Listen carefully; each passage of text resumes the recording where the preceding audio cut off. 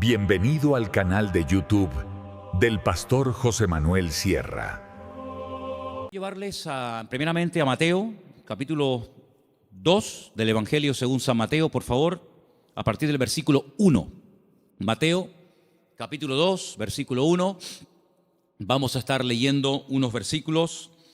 Dicho sea de paso, mientras los están buscando, esta historia que vamos a leer ahora solamente la encontramos en el Evangelio según San Mateo.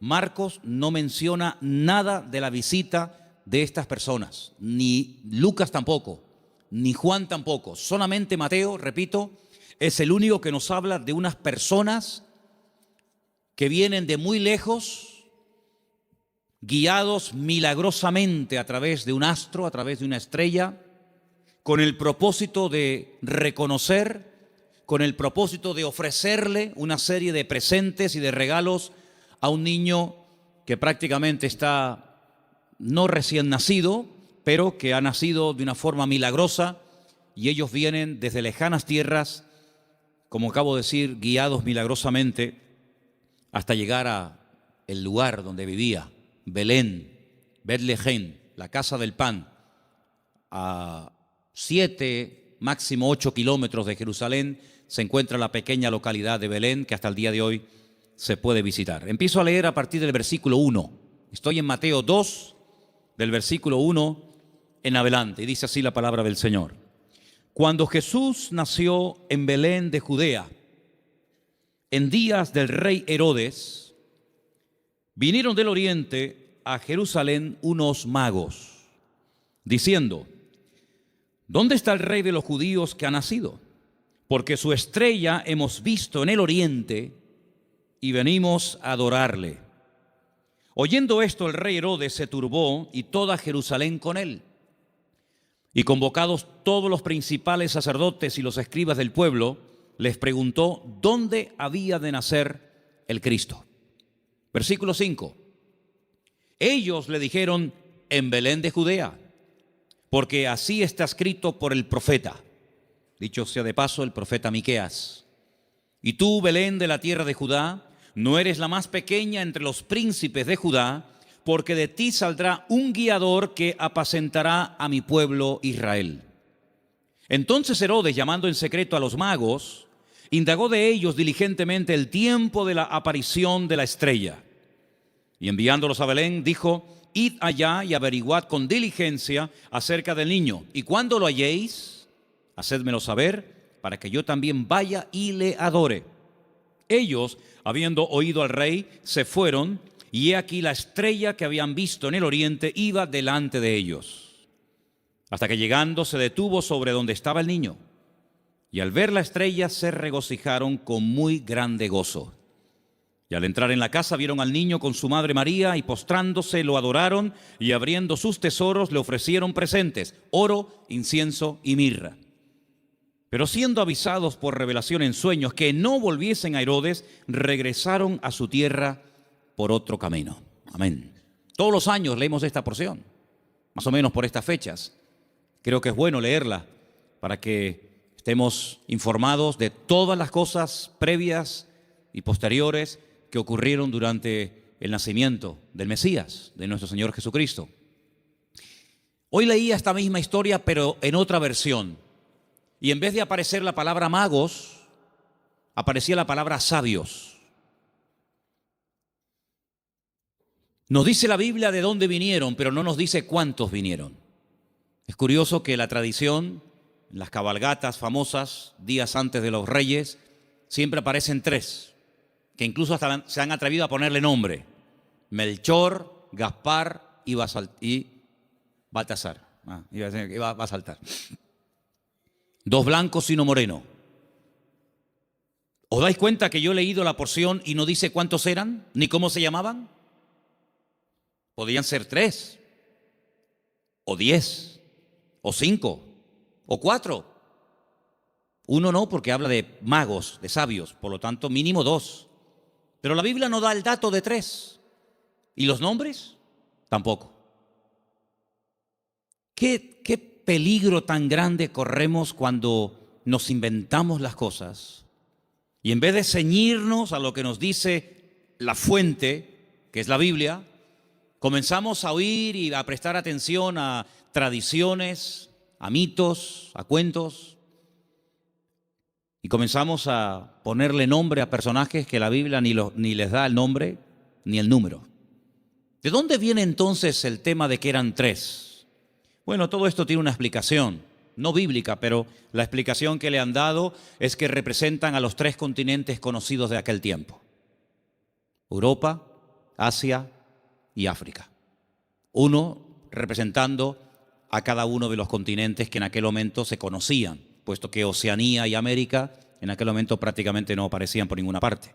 Pero tampoco tenemos base bíblica para decir esto, porque los tres, o los cuatro, o los ocho, todos vinieron del mismo sitio.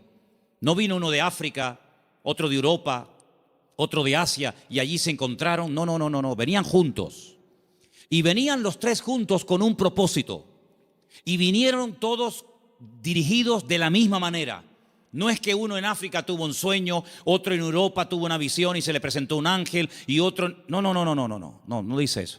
Todos venían como un equipo, con un propósito, con una serie de presentes, de los cuales hablaremos ahora un poco, y vinieron de Oriente. Ahora, ¿de qué parte de Oriente?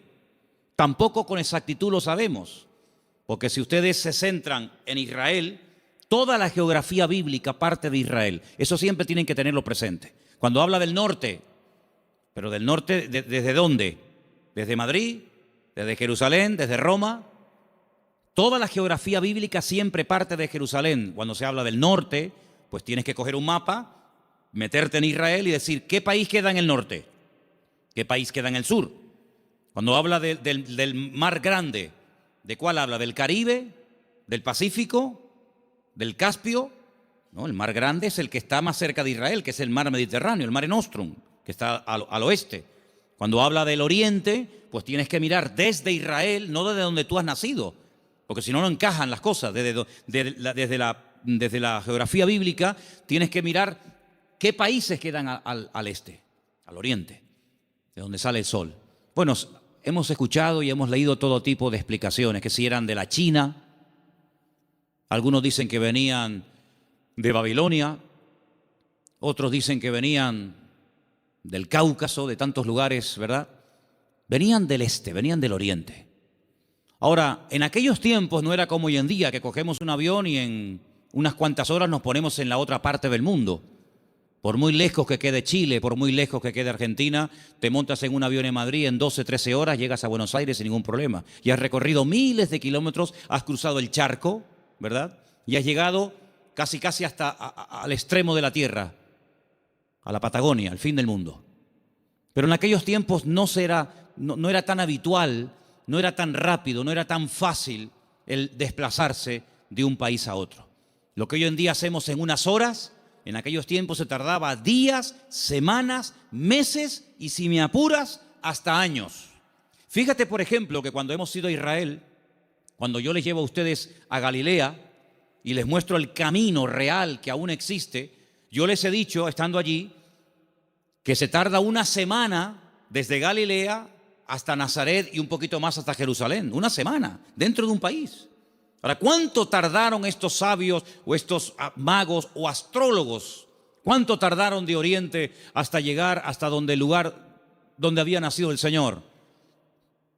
Pues mínimo un año. Mínimo. ¿En qué nos basamos para decir que tardaron como mínimo un año?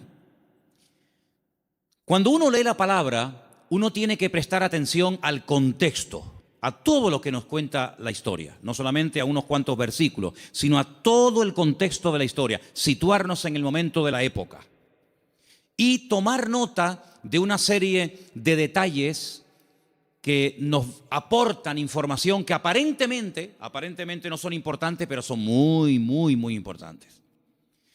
La imagen que la mayoría de la gente tiene del nacimiento de Cristo es más o menos así. Encontramos, y por ahí vamos a ver ahora en estos días, si no es que lo han puesto ya, lo que llaman los belenes, los portales, ¿sí? Y van a ver al niño en una cunita, su madre a un lado, el padre a otra, unos ángeles que están allí, los camellos fuera, los magos que entran dentro y se postran delante del niño, detrás una burra, detrás una vaca, ¿sí o no? Esa es la imagen que la gente tiene. Pero eso no es verdad, rotundamente falso. Ya este papa que dimitió, Ratzinger, cuando estaba como papa, no ahora en el paro, cuando estaba como papa, él dijo que eso era mentira, que eso no tiene base ni fundamento bíblico. Allí no estaban todos juntos, el niño, la madre, los animales, los magos, los pastores. Eso es rotundamente falso. Pero es la imagen que la gente tiene. Entonces la gente cuando va al pesebre o al portal que hacen aquí en el ayuntamiento o en otros lugares, pues ve a todos juntos. Sin embargo, si ustedes se fijan, hemos leído en esta noche, en el versículo 11, una palabra clave para poder ir desgranando y explicando esta porción. Dice que al entrar en la casa, en todas las Biblias tiene que poner eso, sea de la versión que sea.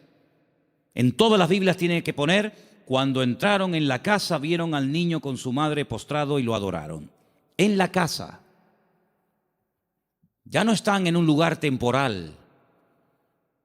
Cuando Herodes, hay varios Herodes en la Biblia, no es siempre el mismo, sino parece que este hombre no se muere nunca. El Herodes que manda a matar a los niños, no manda a matar a niños de 15 días o niños recién nacidos.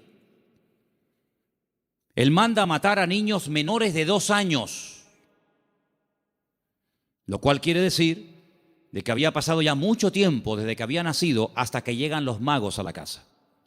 Los que sí vieron al niño envuelto decimos en pañales, en trapos, los que sí lo vieron prácticamente recién nacido, fueron los pastores. Los pastores que vivían allí en Belén, allí vivían los pastores. Y allí en Belén hay una cueva que tradicionalmente te llevan a verla y te dicen, mira, aquí es donde los pastores tenían el aprisco, el redil de las ovejas. Y vivían en Belén, pero estos señores no vivían en Belén, estos señores vivían muy lejos, vivían en el oriente. Y estas personas no son advertidos del nacimiento del Mesías a través de ángeles, como fueron los pastores, que dice que estaban cuidando las ovejas, los corderos, porque en Belén era donde se criaban las ovejas, los corderos, que después se iban a sacrificar en el templo, porque Belén y Jerusalén están muy cerquita, se puede ir hasta caminando. Y ellos son advertidos por ángeles, pero los magos y los sabios no. Los magos de Oriente, los sabios de Oriente, vinieron dirigidos por un astro. Nadie les habló, pero ellos miraron al cielo, durante la noche evidentemente, y vieron que una serie de señales indicaban que había nacido el Mesías. Ahora, ¿esta gente era creyente? ¿Eran paganos? ¿Eran idólatras? ¿Eran judíos? ¿Qué era esta gente? Porque si esta gente observa el horizonte y ve cómo se alinean una serie de estrellas y de astros y de constelaciones, ¿cómo saben ellos que el Mesías de los judíos ha nacido si no son creyentes?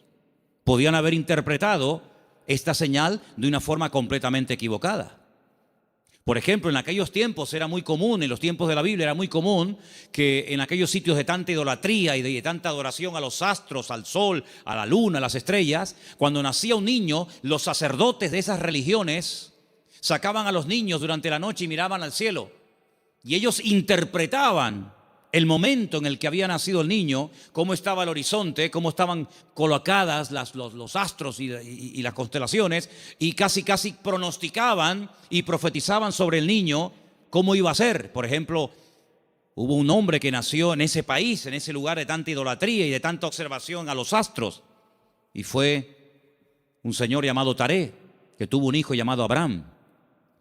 Y cuando le pusieron el nombre, seguramente interpretaron equivocadamente de los astros, que este sería un hombre enaltecido, y le marcaron su destino, hasta que él huye de esa tierra y el Señor le dice, levanta la mirada a los cielos, cuenta las estrellas, porque lo que te han profetizado no es así.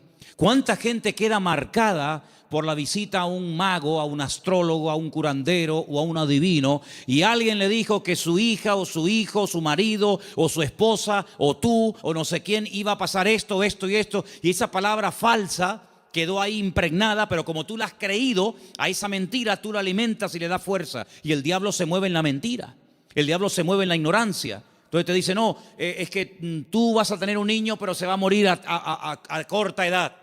Y tú crees en esa palabra y la compartes y no sé, y te agarras a ella y le estás dando ideas al diablo. ¿Y cuántas veces queda la gente marcada por falsas profecías, por un pronóstico equivocado, por una carta astral, por una lectura de manos, por lo que dijo una noche un vasito que se movía y apuntaba en no sé qué dirección? ¿Y cuánta gente queda marcada de por vida y creen que van a estar enfermos, que van a morir jóvenes, que el marido se va a ir con otra, etcétera, etcétera, porque han creído una mentira? Y si la verdad te hace libre, la mentira te esclaviza y te amarga y te oprime la vida. Pero estos hombres, cuando miraron ellos creían que aquel Leo y aquellas estrellas, ellos creían que aquello tenía un propósito y una razón. Y ellos no dijeron, ¿será que van a ser un rey en nuestra tierra? ¿Será que va a haber una catástrofe, un tsunami, un terremoto? No, ellos no se equivocaron. Ellos interpretaron correctamente aquello y se ponen en marcha. Y como mínimo, te dije antes que tardaron un año.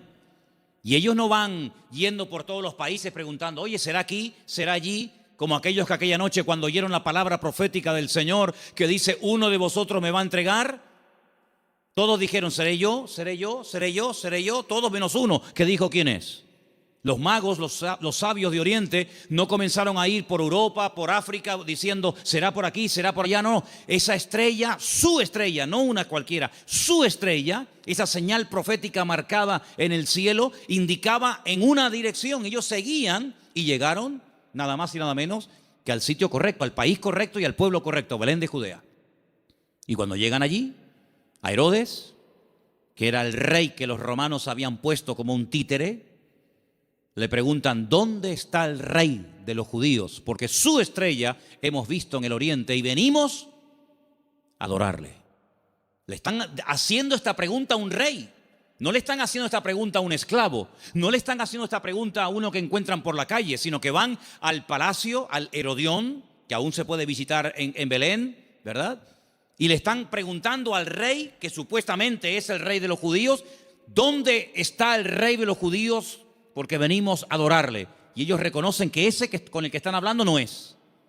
Claro, por eso dice que se produjo una consternación. La gente comenzó a decir, oye, han venido gente de lejísimos, cargados con unos presentes y unos regalos, una fortuna en oro, en incienso y en mirra, y dice que vienen a adorar al rey de los judíos y dicen que su estrella han visto en el oriente, y estas noticias corrieron hasta Jerusalén y se produjo un tumulto tremendo, porque la gente decía, pero ¿a quién se refieren? Es decir, había nacido el Mesías, profetizado durante siglos y siglos, y nadie se había enterado. Fue como un nacimiento secreto. Nació el Mesías, del cual habló Isaías, Jeremías, Ezequiel y tantos profetas, y nadie se había dado cuenta. ¿No te has parado alguna vez a preguntar que Dios puede hacer muchas cosas hoy en día entre nosotros y no nos hemos dado cuenta de que es el Señor? Y atribuimos a la casualidad o a la coincidencia o a la suerte. Sin embargo, el que tiene todo el control y el dominio siempre es el Señor. ¿Cuántos dicen amén? ¿Cómo supieron interpretar estos hombres estas señales correctamente? Bueno, hay varias opiniones. Una de las opiniones más generalizadas y más aceptadas es que en Oriente, desde el principio de los tiempos, siempre hubo una tendencia del hombre que vivía en aquella zona a estar todo el día observando las constelaciones y las estrellas y los astros, tratando de pronosticar, tratando de averiguar el futuro. Ahí nació toda la astrología, ahí nació toda la brujería, ahí en la cuna de todo eso es Babilonia, Babel. Babel es Babilonia, es el mismo sitio. Babel significa confusión, lo que hoy en día sería Irak. Y fue en aquella zona, en aquella parte del mundo, donde ya en los tiempos del libro del Génesis dice que los hombres quisieron construir una torre.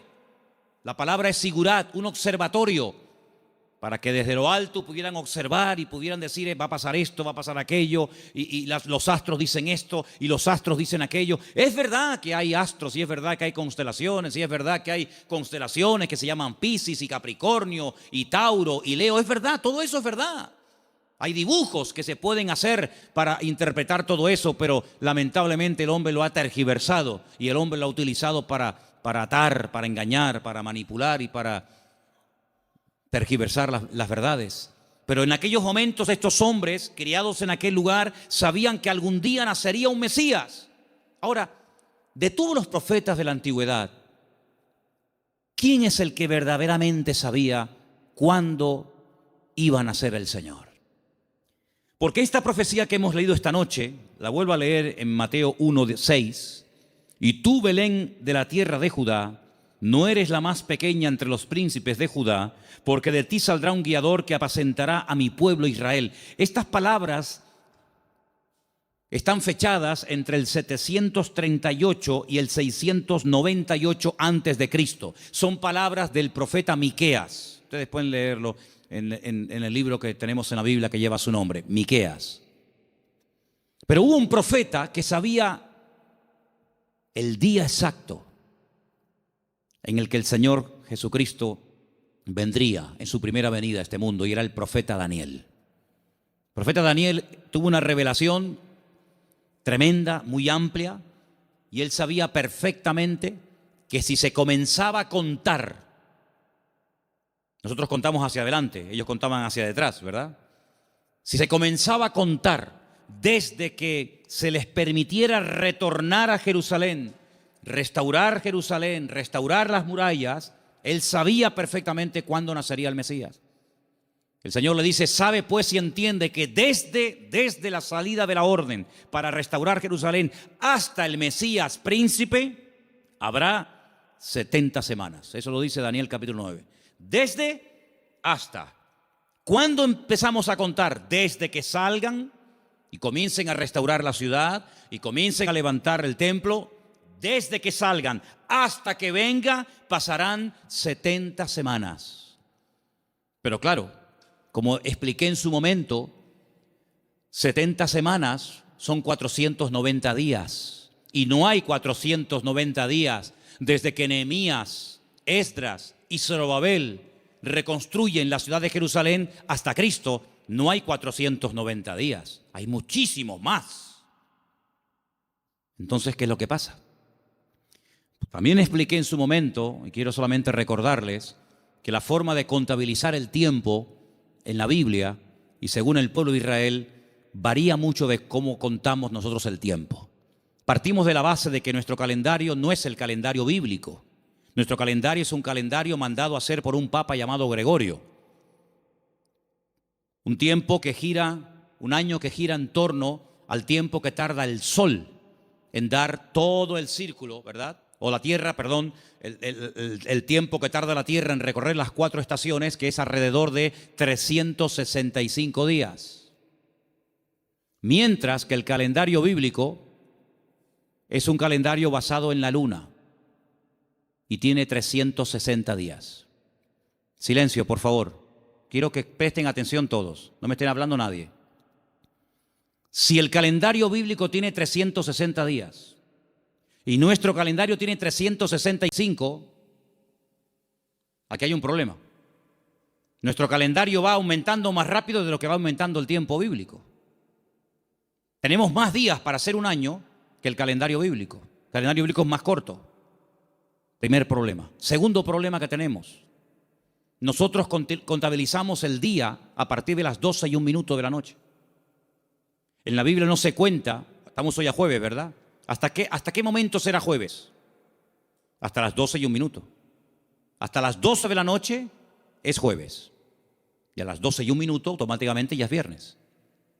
En la Biblia el día empieza con la caída del sol. Cuando se pone el sol y una mujer no tiene luz para enhebrar una aguja y ya se pueden ver tres estrellas en el horizonte y ya no hay luz suficiente para enhebrar una aguja, ahí empieza. Si en este momento en Israel a las 4, 4:15, 4:30 como mucho de la tarde ya es de noche, quiere decir que en Israel a las 4:30 de la noche ya es viernes, mientras que aquí todavía estamos en el día jueves. ¿Se dan cuenta la cantidad de desajustes que se producen? Cuando el hombre se sale de la palabra, cuando el hombre sale de la escritura, es un lío. Por eso después no encaja nada. Por eso muchas personas han intentado poner fechas y tal, y es un desastre, porque no se ciñen a la Escritura. Todas las profecías, todas, absolutamente todas, las de la primera y las de la segunda venida de Cristo, todas están basadas en el calendario bíblico, no en el calendario gregoriano o cristiano, que es el que tenemos nosotros hoy en día. Según el calendario bíblico, estamos en el año 5777. Según nuestro calendario, estamos en el año 2016 después de Cristo. Pero ¿y antes de Cristo no hubo historia? ¿Antes de Cristo no hubo nada? ¿Cómo que 2016? Entonces hay un desfase tremendo, de 5777 a 2016 después de Cristo. Y no contamos lo de antes. Tenemos otra forma de contabilizar, ¿verdad? Porque hay un antes y un después. Entonces es muy importante darnos cuenta de que el profeta Daniel, cuando recibía las revelaciones acerca de la venida del Mesías, el Señor le estaba hablando con términos bíblicos, no con términos modernos. Y cuando el Señor le dice 70 semanas, Daniel, sabe pues y entiende, escucha esto, desde que salgáis hasta que venga el Mesías príncipe, pasarán 70 semanas, pero resulta de que en el pueblo de Israel y según la Biblia, y esto está demostrado en el libro de Levítico, las formas de contar los días y las semanas también son diferentes. ¿Por qué? Porque nosotros llamamos semanas a un grupo de 7 días. Y 7 días para nosotros es una semana, claro, y para todo el mundo. Pero además, en la Biblia se llama semana a un periodo de 7 años. Es decir, si le preguntas a un niño cuánto tiempo tiene, te puede responder de 2 maneras. A la manera nuestra y te dice, yo tengo 7 años. O te puede decir, yo tengo una semana. Y tú dices, ¿cómo va a tener esta niña una semana? Qué grandes son los niños en Israel, ¿no? Pero tienes que multiplicar, ¿verdad? De tal manera que cuando el Señor le dice al profeta Daniel, 70 semanas están determinadas sobre tu pueblo, lo que le está dando es un paquete profético de 490 años. 70 por 7, 490. Y esos 490 años, hay diferentes bloques, diferentes características, diferentes sucesos, diferentes acontecimientos, que cuando tú lo sabes interpretar, pues tú dices, efectivamente, 483 años, multiplícalo por años de 360 y te va a dar el número exacto de días que hay desde que salieron de Babilonia y restauraron Jerusalén hasta que entró el Mesías. Pasaron 483 años. Pero dice, pero son 70 años, 70 semanas. Y la última semana, los últimos 7 años, son los famosos 7 años de la gran tribulación. Y todo encaja. La Biblia es matemática pura. Es la única ciencia exacta, las matemáticas. En todas partes del mundo, 2 y 2 son 4. En todas partes del mundo. Por encima del Ecuador y por debajo del Ecuador, 2 y 2 son 4. En todas partes del mundo. Es una ciencia exacta, ¿verdad? No se puede cuestionar. No es que aquí 2 y 2 son 4, allí son 3 y medio, allí son 8. No, en todas partes es igual.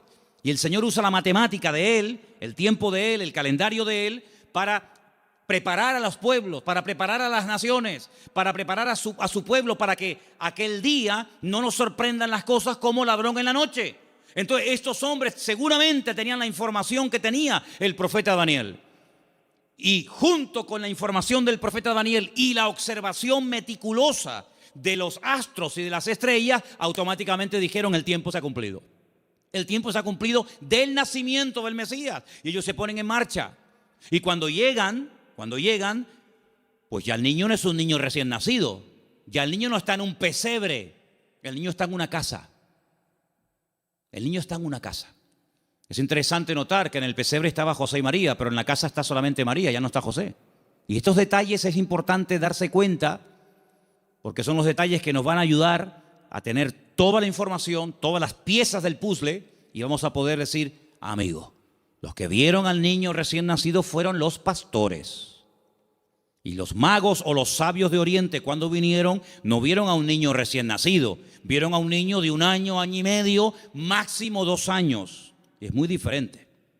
Ahora, es interesante que Herodes Es decir, no se toman decisiones políticas, no se hacen edictos reales hasta que le llega la información de los sabios o de los magos a Herodes. Mientras tanto, Herodes estaba tranquilo, pero en el momento en el que estos hombres le dicen, es que el motivo de nuestra visita a Belén, ellos no son de aquí, el motivo de que estemos aquí tan lejos de nuestra tierra es que venimos a adorar a un rey que nos ha dicho, nos ha guiado el Señor y sabemos que tenemos que venir a adorarle. Jamás un rey, jamás una persona se le ocurriría visitar a un rey con las manos vacías, porque era un insulto. Era una provocación, era el no reconocerme. ¿Cómo te atreves a venir a visitarme a mí con las manos vacías? No me estás reconociendo como rey. Si tú me reconoces y te sometes y me respetas, tienes que traerme siempre un presente.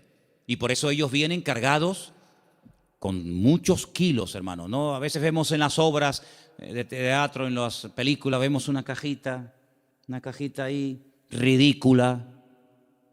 Date cuenta, hermanos, que José era un hombre que tuvo que cerrar su negocio y se tuvo que ir al extranjero a vivir durante un tiempo. Y este hombre, cuando llega a Egipto, con un niño pequeño, con su mujer, él no tiene trabajo, él es un extranjero. Los judíos no eran muy bien vistos en Egipto porque siglos atrás los judíos, a través de otro judío llamado Moisés, habían destrozado el país de Egipto. Por lo tanto, no iba a ser nada fácil para un extranjero abrirse camino en Egipto. Pero tú no te preocupes, el Señor siempre va adelante. Cuando tú haces tu parte, no te quepa la menor duda de que el Señor siempre va a hacer la suya. Eso lo he enseñado yo hasta la saciedad. Algunos hacen caso y otros no hacen caso. Pero los que hacen caso y hacen su parte y se mueven en fe, el Señor siempre les sorprende. Ahora, los que están esperando que se llene la piscina para tirarse, ni con la piscina llena se tiran, porque no se van a tirar.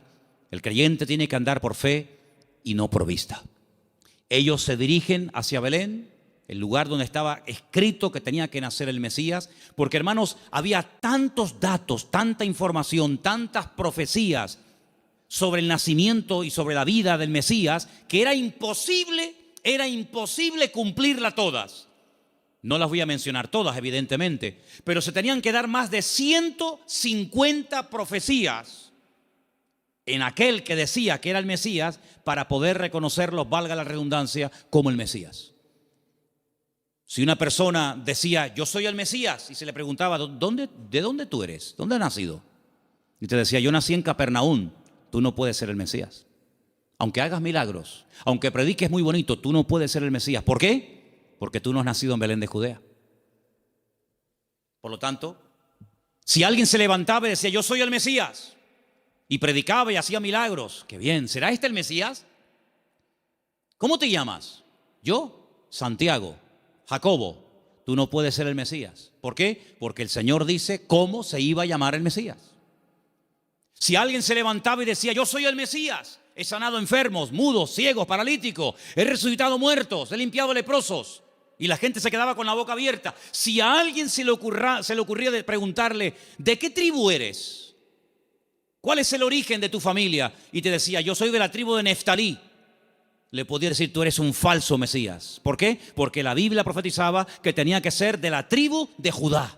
No de otra tribu, sino de la tribu de Judá. Por lo tanto, hermanos, era prácticamente imposible que en una persona coincidieran todos los detalles de Belén de Judea, de una joven que nació como nació, de la tribu de Judá, etcétera, etcétera, etcétera. Más aparte, todas las profecías que tenían que llevarse a cabo durante su ministerio público, aparte cómo lo iban a crucificar, porque el Mesías tenía que morir crucificado, no podía morir de viejo, no podía morir de un tiro, de una flecha, de un arco, de una jabalina, no podía morir de un infarto, tenía que morir crucificado entre dos malhechores, no entre 10, no entre 2. Y no le podían partir ni un solo hueso. Eso es imposible, a un crucificado que no le partan ni un hueso. Se los partieron al de la izquierda, se los partieron al de la derecha, pero a Jesús no. A Jesús no. No le podían partir ningún hueso. Y iba a morir como un inicuo, como un pecador, como un vil pecador, pero iba a ser enterrado como un rico. Tantos y tantos detalles que era prácticamente imposible. Pero suponte Suponte, imagínate, que de los 150 detalles proféticos que tenían que cumplirse en él, una persona cumpliera 149. Pero queda el examen final, el más difícil de todos, la resurrección. Te han horadado las manos y los pies, te han crucificado entre ladrones, te han enterrado en un buen sepulcro, han sorteado tus vestiduras, te ha negado uno de tus discípulos, etcétera, etcétera, etcétera, pero al tercer día no has resucitado. Por lo tanto, aunque cumpliera con 149 profecías, si no cumplía con el examen final, con la PAU, no apruebas el examen, amigo. Por lo tanto, hermanos, cuando estos hombres se ponen en marcha, no es por emociones, no es por un sentimiento pasajero, sino es porque están coincidiendo tantas cosas que ellos van en fe y en obediencia, guiados milagrosamente a través del desierto, probablemente un viaje de más de un año hasta llegar a Belén de Judea. Cuando ellos llegan y le dicen a Herodes que vienen a adorar al Señor, resulta de que le presentan 3 tipos de regalos. Vamos a leerlos nuevamente, por favor. Estamos en Mateo capítulo 2, versículo 11. ¿Lo ponemos? Mateo 2:11. Al entrar en la casa vieron al niño con su madre María y postrándose lo adoraron.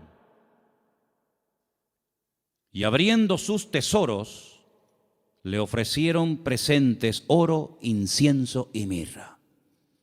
Algunos comentarios dicen que Daniel, cuando recibió la revelación, que la tenemos en la Biblia, por si te interesa conocerla, del nacimiento del Mesías, y también de su reinado, pero estamos hablando de su primera venida, Daniel vivía en el palacio con el rey Nabucodonosor, ¿os acordáis, verdad? Después con Belsasar y después con otros también.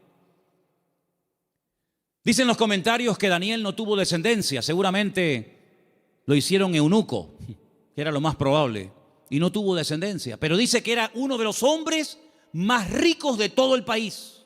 Después del rey, el que más autoridad, el que más prestigio y reconocimiento tenía, era Daniel. Así de claro, igual que José en Egipto, que después de Faraón el que mandaba era José. Casi podríamos decir que mandaba más José que Faraón. Toda esa fortuna, toda esa riqueza no se la quedaron sus hijos porque, repito, no tuvo.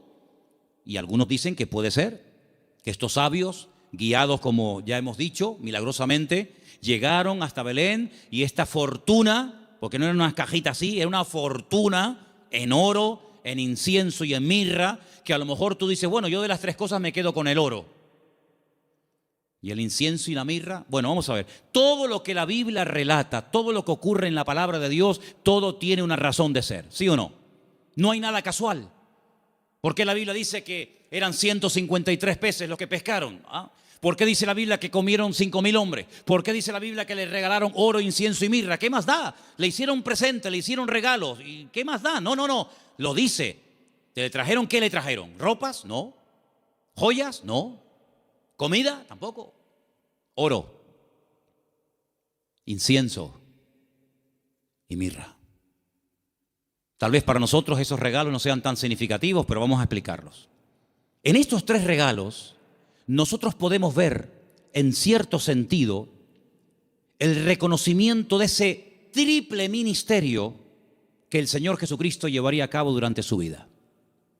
Ustedes saben que en el Antiguo Testamento o eras profeta o eras rey. Las 2 cosas al mismo tiempo no se podía hacer. Muy rara vez, por ejemplo, David, a veces profetizaba, pero David no pasó a la historia por ser un profeta, aunque a veces profetizaba. Pero uno conoce a David como el rey de Israel, no como un profeta. Sin embargo, a Isaías lo conocemos como un profeta. Sin embargo, en la figura de Cristo, en la figura del Mesías, se iban a dar 3 características únicas de él: rey, profeta y sacerdote. Rey, profeta y sacerdote. El oro representa en cierto sentido la realeza del Señor Jesucristo, porque Él es el Rey de reyes y Señor de señores. Nadie dijo amén, pero lo es. Él es el Rey de reyes y el Señor de los señores. Nació como rey, lo crucificaron diciendo que era un rey, y volverá a este mundo como un rey. Cuando nació dijeron, hemos venido a adorar al rey de los judíos. Era un niño, 1 año y medio, 2 años, pero era un rey. Todavía no se manifestaban sus poderes, sus milagros, pero era un rey. Cuando murió en una cruz, él no lo dijo, pero Pilato dijo, quiero que le pongan encima de la cruz un título, una placa donde ponga en 3 idiomas para que todo el mundo lo entienda, en latín, en hebreo y en griego. Quiero que pongan, este es el rey de los judíos. Es increíble. Cuando Pilato le dice, pero tú eres un rey, ¿sí o no? Y dice, yo para esto he venido a este mundo. Pasa que todo tiene su momento y todo tiene su lugar. Cuando oramos en el Padre Nuestro, lo leemos o lo mencionamos, hay una parte que recordamos que Él es rey. Cuando decimos, venga tu reino. Y no hay reino sin rey. Y no hay rey sin reino. Por lo tanto, Él es un rey. Y en ese presente del oro, moneda internacional, dicho sea de paso, porque con oro puedes ir a cualquier parte del mundo, se reconoce que Él era un rey. De hecho, ellos dicen, venimos a adorar a un rey. Pequeño, pero al fin y al cabo rey. Luego resulta de que el Señor Jesucristo era profeta. Era la voz del Padre.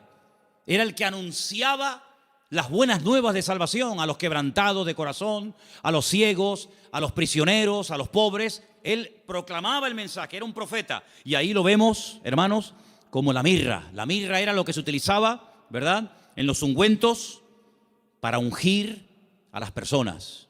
Y con ese elemento de la mirra vemos que se le reconoce su ministerio profético. ¿Cuántas veces profetizó el Señor?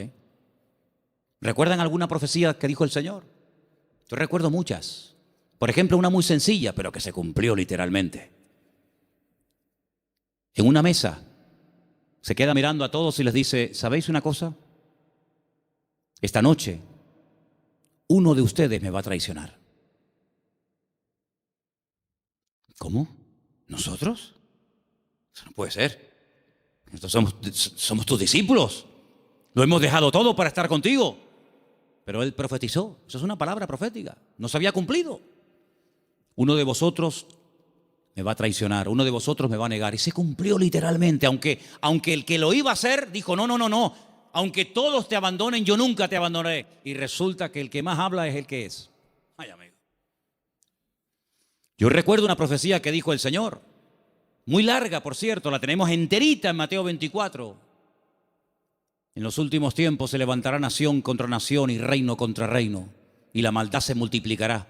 Pero el que persevere hasta el fin será salvo. Estamos viendo cómo la maldad se ha disparado de una forma increíble, hermanos. Increíble. Raro es el día que usted no ponga la televisión a la hora de las noticias y no oiga tragedias y tragedias y tragedias y más tragedias. Si no es en Alemania, es en Francia. Si no, en Siria. Si no, en Jordania. Si no, en Grecia. Siempre por todos los lados. Hablábamos de Sodoma y Gomorra, pero ¿cuántas ciudades hoy en día han ganado en maldad a Sodoma y Gomorra? Antes había una Sodoma, antes había una Gomorra, ahora hay miles de Sodomas y de Gomorras, miles. La maldad se va a multiplicar. Falsas doctrinas, falsas enseñanzas, terremotos, pestes. Hermano, ¿cuántas palabras dio el Señor? Una palabra profética que dijo, vete, tu criado ha sido sanado en esta misma hora. Eso es una palabra profética.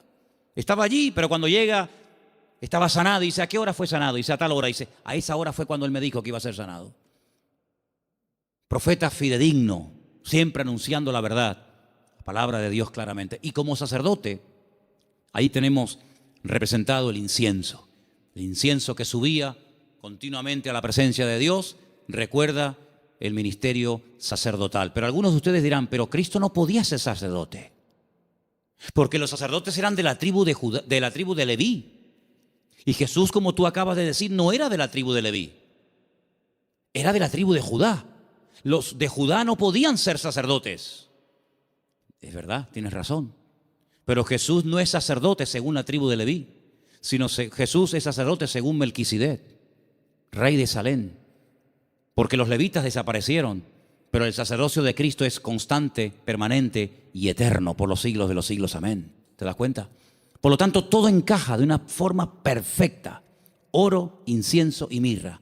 Ahora puedes salir corriendo a Egipto como extranjero, no tienes trabajo, nadie te va a abrir las puertas, pero tú no te preocupes. El hombre te cerrará las puertas, pero Dios que va delante de ti te abrirá todas. ¿Cuántos dicen amén? Esa es la confianza. Y José no cuestionó, José no dijo, bueno, pero esto es una locura, esto es un disparate, y yo cómo voy a cerrar mi negocio y mis herramientas, y yo me dedico a esto y ahora voy a Egipto, y qué hago yo allí, no hablo el idioma, no me conoce nadie, no tengo clientes. No importa, cuando el Señor te dirija a hacer algo, no tengas miedo. Dice la Biblia que el que pone su mano en el arado y mira atrás, el surco le sale torcido y no sirve. Pero nosotros no andamos por emociones, por sentimientos. Y lo dije una vez, lo que está claro en la palabra, no busque confirmación. Hay gente, no, es que yo quiero ver lo que Dios me dice, que ya te lo dijo. Tú no tienes que orar para ver si es la voluntad de Dios invitar al domingo al culto al vecino. ¿Qué quieres? ¿Molestar a Gabriel con todo lo ocupado que está para que venga a ti a decirte, sí, vete al vecino a hablarle de mí? Cuando la Biblia dice, id por todo el mundo y predicar el evangelio a toda criatura. Lo escrito no necesita confirmación. Los que siempre buscan confirmación son los que dudan, los que no se terminan de fiar, los cobardes como Gedeón, que ponía una prueba y vamos a poner otra, y vamos a poner otra. ¿Cuántas pruebas queremos? Por lo tanto, hermanos, la visita de esta gente fue algo realmente increíble, algo tremendo. Pero, al mismo tiempo, tengo que decir que Herodes le dio un encargo. Herodes le dijo, bueno, pues díganme dónde está exactamente para que yo después vaya y también le adore juntamente con ustedes. Estaba mintiendo, estaba diciendo mentiras. Nunca fue a adorarlo, al contrario. Vamos a leerlo. Estamos en Mateo capítulo 2. Después que partieron ellos, he aquí un ángel del Señor se le apareció en sueños a José y le dijo, levántate, toma al niño y a su madre, huye a Egipto y permanece allá hasta que yo te lo diga, porque acontecerá que Herodes buscará al niño para matarlo. ¿Te das cuenta? Para matarlo. Le dijo a los sabios, no, yo quiero adorarle, pero es mentira, lo quiere matar, es falso. Y él despertando tomó de noche. Pero si el Señor me ha hablado, cuanto antes ponga la palabra en práctica, mejor. ¿Para qué esperar a mañana? De noche, me levanté. Se levantó de noche y dice, tomó al niño a su madre y se fue a Egipto. Y estuvo allá hasta la muerte de Herodes para que se cumpliese lo dicho por el Señor por medio del profeta cuando dijo, de Egipto llamé a mi hijo. Entonces Herodes cuando se vio burlado por los magos, se enojó mucho y mandó matar a todos los niños menores de 2 años. Si el niño estaba recién nacido, no tiene ningún sentido promulgar un edicto real para matar a un niño de 1 año, año y medio, 2 años, no tiene sentido. Pero es que ya te vuelvo a repetir, el niño ya hacía mucho tiempo que había nacido. Pasa que los magos habían tardado mucho tiempo en llegar. Entonces dice que mandó a matar a los niños menores de 2 años que había en Belén y en todos los alrededores conforme al tiempo que había inquirido de los magos. Es curioso que cuando le interesaba tener una información se movía, pero cuando no quería cumplirla se hacía el loco, ¿no? Entonces se cumplió lo que fue dicho por el profeta Jeremías, otra palabra más cumplida. ¿Qué decía la palabra? Voz fue oída en Ramá, grande lamentación, lloro y gemido. Raquel, que llora a sus hijos y no quiso ser consolada porque perecieron. Pero después de la muerte de Herodes, aquí un ángel del Señor le apareció en sueños a José en Egipto y le dijo, levántate, toma al niño y a su madre y vete a la tierra de Israel, porque han muerto los que procuran la muerte del niño. ¿Cómo iba a saber José en Egipto sin WhatsApp, sin Facebook, sin ordenador, sin nada, que ya puedo volver a casa? ¿Cómo lo puedo saber? Toda la información que necesitamos saber la sabe el Señor. Y cuando el Señor te diga, vuelve otra vez, fíate, porque el Señor sabe perfectamente que el de la muerte de Herodes ha llegado. Era un hombre que se dejaba, se habla mucho de María, pero la verdad que este hombre era un hombre increíble, un hombre extraordinario, un hombre obediente, un hombre sumiso, un hombre que no cuestiona, no es un hombre lleno de dudas, sino es un hombre que se deja guiar de una forma tremenda. Ellos, habiendo oído que el rey, estamos en el versículo 21, ¿verdad? Entonces él se levantó, tomó al niño, a su madre y vino a la tierra de Israel. Pero oyendo que Arquelao reinaba en Judea en lugar de Herodes, su padre, tuvo temor de ir allá. Pero avisado por revelación en sueños, se fue a la región de Galilea, bien arriba al norte. Y vino y habitó en la ciudad que se llama Nazaret, para que se cumpliese lo que fue dicho por los profetas, que había de ser llamado Nazareno. Es que todo se cumple, es que no hay ni un detalle que tú digas, oye, es que todo, absolutamente todo, el que se vaya a Quito, el que vuelva, el que justamente se vaya a vivir a Nazaret, el que es que todo, absolutamente todo. Por eso Mateo es tan detallista con estos datos, porque él está intentando convencer a los judíos que van a ser los que van a leer su evangelio. Él está intentando abrirles los ojos y evangelizarlos a través de este evangelio y mostrarles que no era nada casual, sino que todo estaba cumpliéndose literalmente al pie de la letra. Y todo era para que se cumpliera lo dicho por el profeta, para que se cumpliera lo que profetizó el Señor, para que se cumpliera.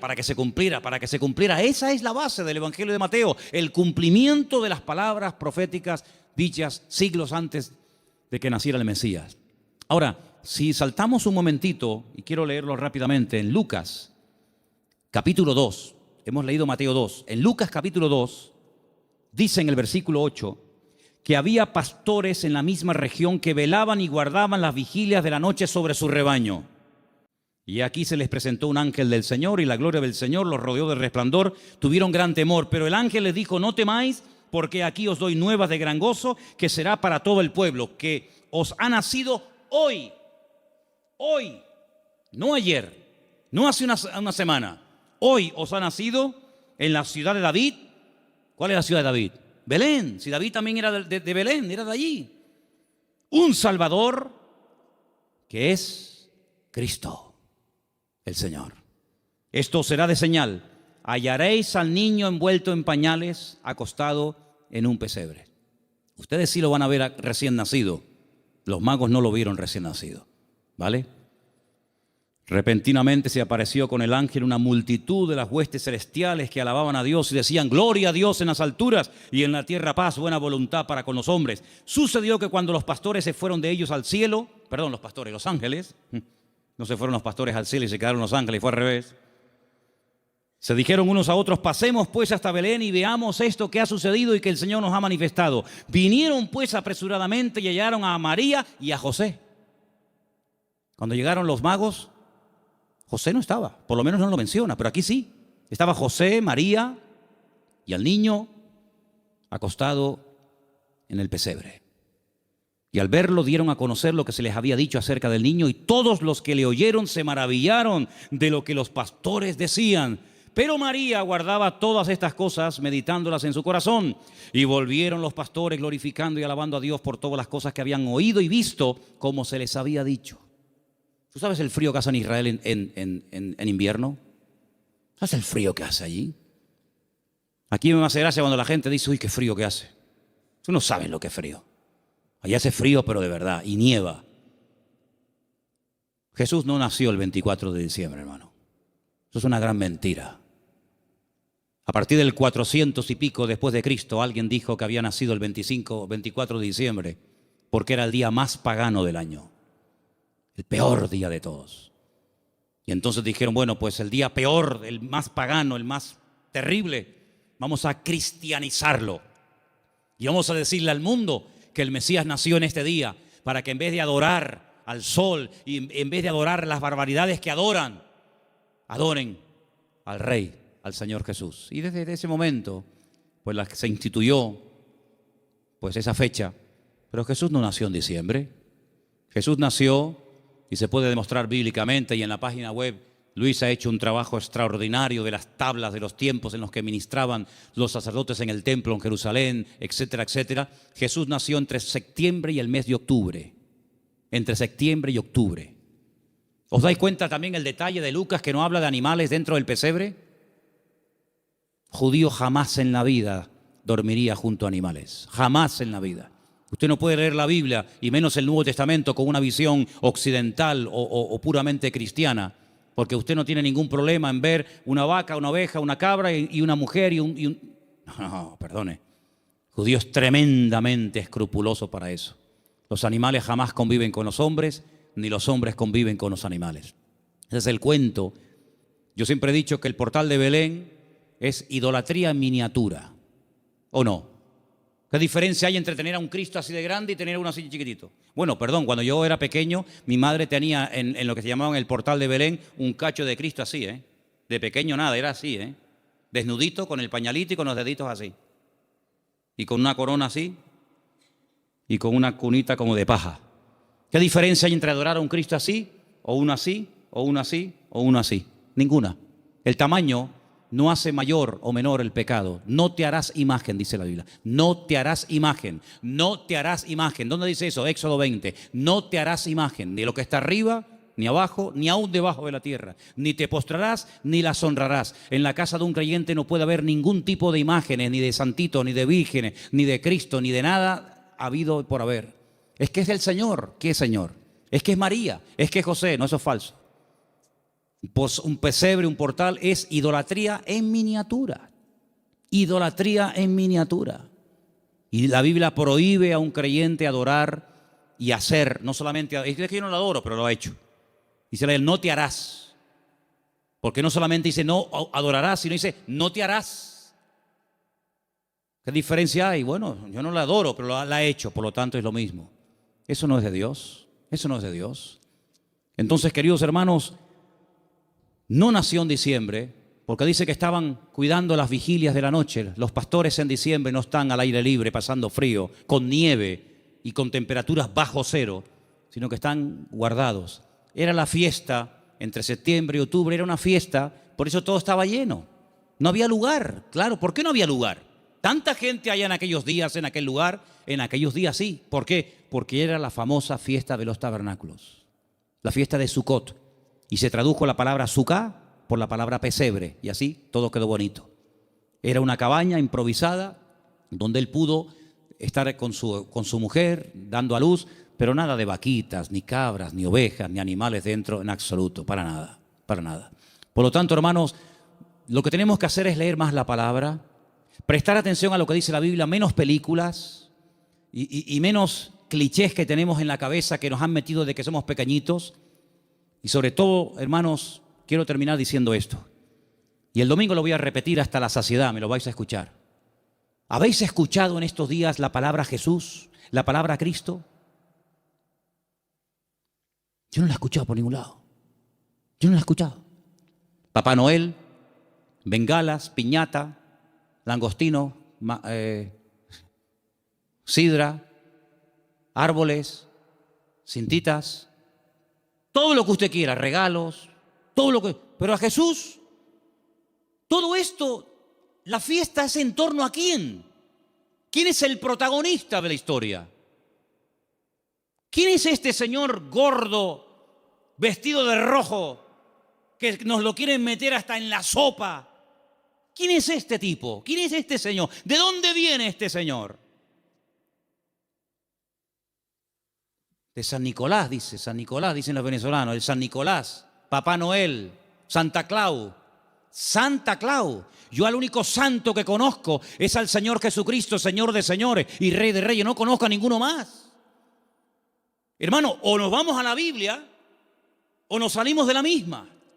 El protagonista en estos días no es Papá Noel, no son los magos, no es el arbolito. El protagonista tiene que ser nuestro Señor Jesucristo, que aunque el mundo diga que ha nacido en diciembre, bueno, está bien, diciembre, enero, ¿qué más da? Lo importante es que tenemos que recordar de una forma especial, una vez al año, que el Señor Jesucristo vino, pero ¿vino para qué? ¿Para qué vino? ¿Para qué vino? Y todo eso, Dios mediante, lo explicaremos el domingo, porque el tema del programa del domingo es ¿qué es la Navidad? Y lógicamente para explicar lo que es la Navidad, tendré que explicar previamente lo que no es la Navidad. Pero hermano, nosotros no entramos en ese juego de consumismo. Si usted el 24 por la noche no puede tener la mesa llena de comida, no se preocupe, no pasa nada, hermano. El protagonista no somos nosotros, regalo va, regalo viene. Pero ¿a quién le llevaron los sabios regalos? ¿A quién? ¿A José? ¿A María? ¿A quién fueron a adorar? ¿A quién queremos adorar nosotros, hermano? ¿No lo queremos adorar a Él? ¿Al Señor tu Dios adorarás y a Él solo servirás? Pues todo este tinglado, este negocio y este comercio que ha inventado el hombre, que muchos negocios están esperando que llegue la Navidad para ver si vendo más, para ver si... Hermanos, esto no tiene nada que ver, esto no tiene nada que ver. Nosotros queremos dar testimonio de que el Señor vino a este mundo para morir por nosotros en una cruz y resucitar y perdonar nuestros pecados. Eso es a lo que vino el Señor. Que en cierto sentido, sí, fue un día alegre el día de su nacimiento, pero también fue el principio del fin. en el sentido de que ese niño hermoso y bonito y anunciado por ángeles y profetizado por centenares de profetas ha nacido para morir y morir de una forma terrible, terrible. Y nosotros sabemos todo eso y vamos a decirle al mundo, hermano, amigo, él vino para esto, pero nadie habla de Cristo, ni en la 3, ni en la 5, ni en ningún canal, ni en ninguna radio. Nadie habla del verdadero motivo por el que adornamos las casas, por el que se adornan las ciudades. Nadie habla de Él. Y sin Cristo, ¿la Navidad qué es? Nada. Hay muchos creyentes que se endeudan hasta aquí, en diciembre, y después llegan a enero, y han tirado tanto de la tarjeta de crédito para comprar regalos para el abuelo, para la abuela, para el primo, para el cuñado. ¿Pero qué es esto? ¿Esto qué es? ¿Tú vas a entrar en ese juego? Entonces tú no has entendido nada del Evangelio, amigo. ¿Tú has entendido el Evangelio? ¿Tú eres cristiano de verdad? Pues si has entendido el Evangelio y eres cristiano de verdad, vivamos estos días como el Señor quiere que lo vivamos.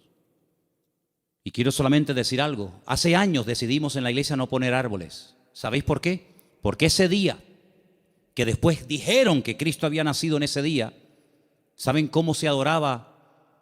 Una de las formas como se adoraba a esos dioses demonios en aquella fiesta, cortándole los testículos a personas y animales y colgándolos en árboles, dándoles la vitalidad, lo vil de los machos, colgando bolitas de testículos humanos y de animales en las copas de los árboles. Claro, los tiempos han cambiado, nos hemos civilizado, entre comillas, y no vamos a estar castrando ahora a 200 o 300 personas para colgar bolitas en los árboles. Entonces lo que hacemos, ponemos bolitas de plástico, de cartón, de cristal. Pero el fondo de esto, ¿cuál es? ¿Había un árbol de Navidad en donde Cristo nació? Dime, ¿tú entrabas allí y veías el árbol de Navidad? Jamás en la vida. Durante casi 500 años, ningún hermano nuestro que murió quemado en la hoguera y crucificado y devorado por los romanos, jamás por los leones del circo romano, jamás en la vida hicieron las cosas que para nosotros hoy en día son, o para algunos son como normales. Dice la Biblia que no tenemos que entrar en las costumbres paganas del mundo. Y todo esto está cargado de un paganismo y de un comercio tan asqueroso que sí, venderán más. Y venderán por aquí, venderán por allá, pero al que tienen que adorar, no lo están adorando. Y yo en esta fiesta, a quien yo quiero adorar y honrar de una forma especial, tanto aquí como en mi casa, es al Señor. Con regalos o sin regalos, no pasa nada. A mí no me tienen que regalar nada. Yo no necesito que nadie me regale nada. Si tienen que hacer regalos, regálenle. Pregunten qué le hace falta a la iglesia. Pregúntale qué le hace falta a la obra. A mí no me tienen que regalar nada, ¿saben? ¿Qué le hace falta a la obra de Dios? Más sillas, vamos a comprar sillas. Más Biblia, vamos a comprar Biblia. Pintura, lo que haga falta. Vamos a hacer un esfuerzo por la obra de Dios. Pero hermano, no seamos nosotros los protagonistas, porque usted imagínese que yo llego a su casa, usted me invita y su cumpleaños, y yo llego, no le digo nada, le doy un beso al niño, a la madre, al perro, al gato, al canario. Pero bueno, una pregunta, ¿esta fiesta en honor de quién se hace? No, es que es mi madre que cumple años. Pues hermano, Él no puede pasar desapercibido en estos días. El protagonista en estos días no eres ni tú ni yo. El protagonista tiene que ser el Señor. ¿Estamos de acuerdo? Amén. Pues ora, cierra tus ojos en esta tarde y pídele al Señor que a lo mejor por primera vez, no lo sé, a lo mejor por primera vez este año te vas a plantear de una forma diferente el tema de la Navidad. Por cierto, muchos no saben ni lo que significa Navidad. Usan una palabra y no tienen ni idea lo que están diciendo. ¿Qué significa Navidad? No sé. Pues ya va siendo hora que lo sepas, ¿eh?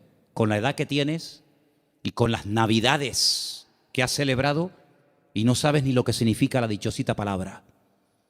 Así que hermanos, que en esta noche el Señor pueda ver nuestra disposición y nuestro deseo de adorarlo y de honrarlo a Él. Vamos a decirle a los del bar, a los de la frutería, a los de la universidad, a los vecinos, vamos a decirle, amigos, ustedes saben qué es lo que estamos tratando de celebrar en estos días.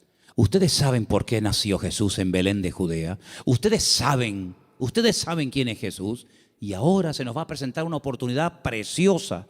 Mira qué puerta abierta nos ha abierto el Señor el día 30 en un lugar que han alquilado para ir a dar testimonio. Gloria a Dios. Ojalá se nos abrieran todos los días estas puertas. Señor, danos sabiduría.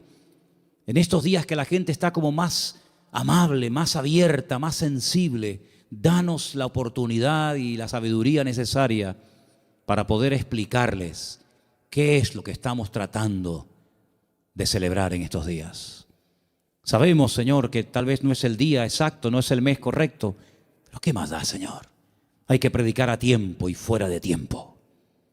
Y te pedimos, Señor, que en estos días podamos predicar y repartir Biblias y dar testimonio de ti como nunca, como en todo el año, Señor.